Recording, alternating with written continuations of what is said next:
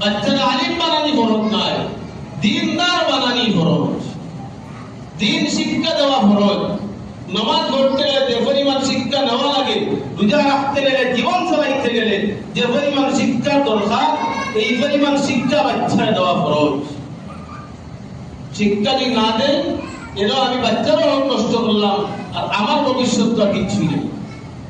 এই জন্য আমার গুজারিশ যে আমরা নিজে দিনের ভিতরে পরিপূর্ণ রূপে ঢুকতাম, পরিবারে দিনের ভিতরে ঢুকাইতাম, বাচ্চা বাচ্চিন করে দিনের ভিতরে ঢুকাইতাম, মায়া দিয়া শাসন দিয়া দিনের ভিতরে ঢুকাইতাম, অস্থির ব্যবনামূলক পথটাকে ফিরাইয়া আনতাম।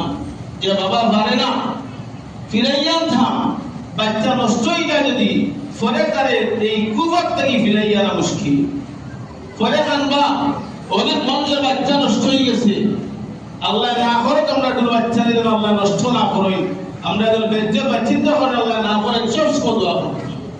যে বাচ্চাগুলা নষ্ট হয়ে গেছে, খবর লইয়া দেখবা মা বাবার কাছে ফির বাচ্চার মর্যাদা যেমন, বাদ বাচ্চার মর্যাদা যেমন। মা হয়তো সমাজকে হইতে পারেন না, কিন্তু ফতির কান্দই যে আমার গোয়াটা এইরকম এইরকম। এই জন্য আমার গুজারিশ, আমরা যারা বাবা হয়েছি, আমরা বাচ্চার কোন পথে যা, বাচ্চার হাতও আমি নষ্ট সামান উঠাইয়া দিতাম না। বাচ্চারা ইয়া মসজিদ হাত ধরিয়া দিতাম, জমিন সাক্ষী বনবো, মসজিদ সাক্ষী বনবো, আমার ঘরে আমি হাত ধরিয়া মসজিদ রইয়াছি।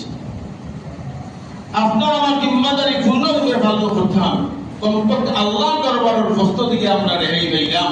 আর বাচ্চারা যদি মানুষ বানাইতাম পারি, আমার দুনিয়ার জীবনও সার্থক, আখিরাতের জীবনও সার্থক।